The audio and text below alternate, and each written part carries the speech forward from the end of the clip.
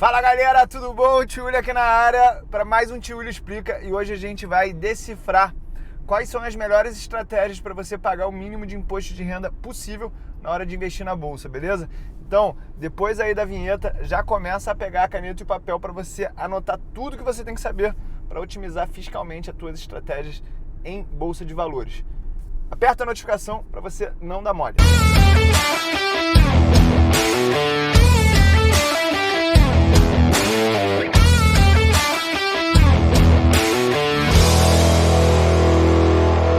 Fala galera, tudo bom? Olha só, hoje eu vou te ensinar todas as possibilidades diferentes para você pagar menos imposto de renda nos teus investimentos na Bolsa de Valores. Eu também vou te ensinar quais são os prós e contras de estratégias de longo e de curto prazo, tudo isso do ponto de vista fiscal, beleza? Primeira coisa que a gente tem que entender que aquilo que eu abomino, não gosto mesmo, é o day trade, e ele tem uma alíquota de 20% de imposto de renda, ou seja, toda operação que você inicia num dia e encerra no mesmo dia, ela vai ser cobrada um imposto de renda de uma alíquota de 20%. Só que tem uns detalhes.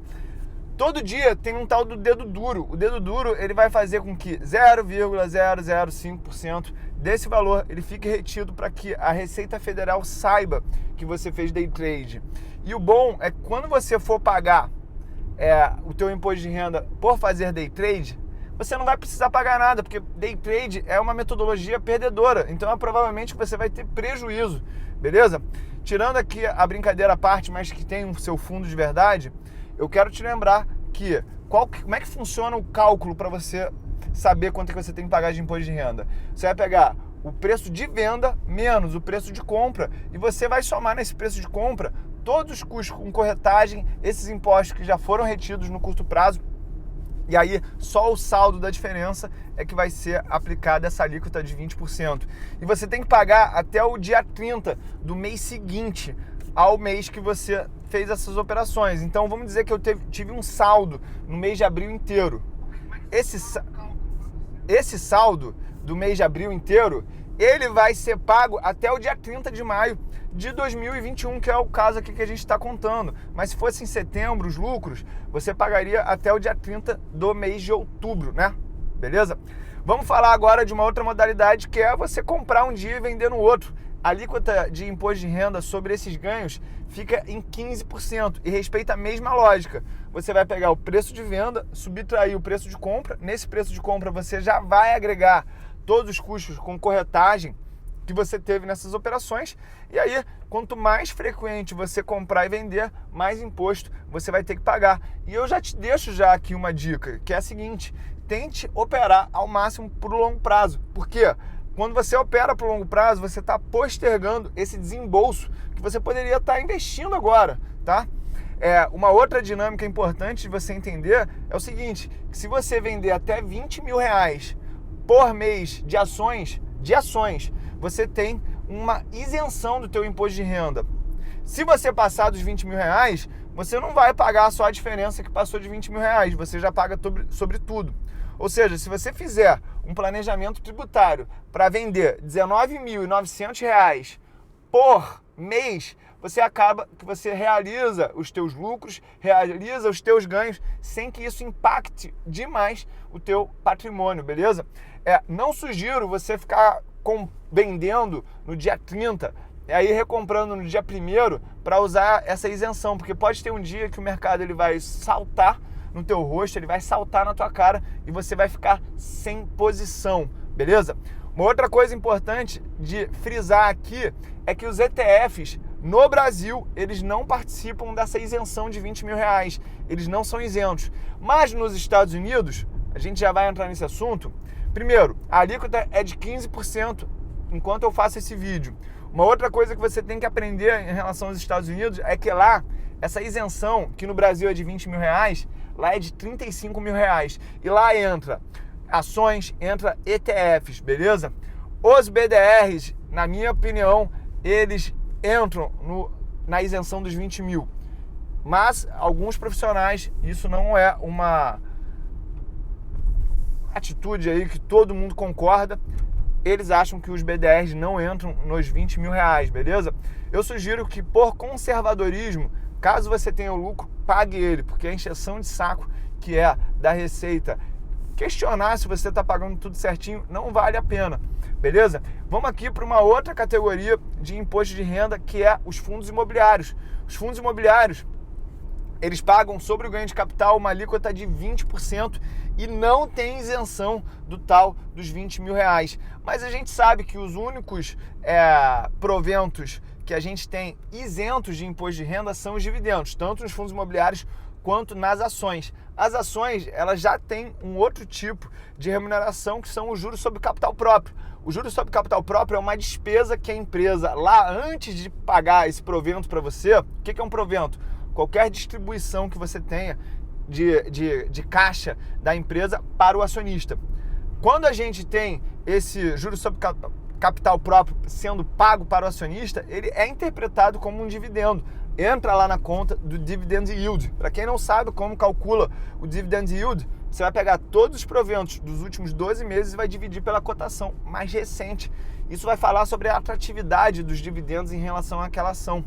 Beleza? Mas lembrando que os juros sobre capital próprio, eles já foram abatidos do imposto de renda lá da empresa. Por isso que a gente tem que pagar esse imposto quando a gente recebe essa remuneração, mas essa remuneração, ela tem esse imposto de renda retido na fonte, beleza? Você não precisa se preocupar, você vai ter que só dar o teu informe de rendimentos lá na Receita Federal na hora de preencher o teu imposto de renda no final do ano. Quem não precisa declarar suas ações para o imposto de renda lá no final do ano, quem não tem ações, todo mundo que comprou ações tem que declarar. Você tem que pagar esses ganhos de capital todo final de mês seguinte ao teu saldo a pagar. Lá no final do ano, quando você tem que fazer a declaração, você vai apresentar que você pagou isso e vai apresentar o teu posicionamento inicial e o teu posicionamento final de ano. Todas essas guias que você pagou de imposto de renda, elas vão justificar esses ganhos que você teve ao longo do tempo. As opções, elas entram no mesmo balaio aí das ações. São ganhos de capital tributados com uma alíquota de 15%. Você pode compensar, sim, prejuízos de opções com ações. Você pode compensar prejuízos de ações com opções. O que você não pode compensar são prejuízos com fundos imobiliários, prejuízos com os ETFs nessas contas das ações. Beleza, galera? Olha só, não sei se eu já falei tudo, não sei se ficou faltando coisa, mas eu vou perguntar pro Pablito aí que tá segurando a câmera, quanto tempo de vídeo a gente já tem, Pablito? Será que dá tempo da gente falar mais coisinhas aí para o pessoal sobre imposto de renda ou não?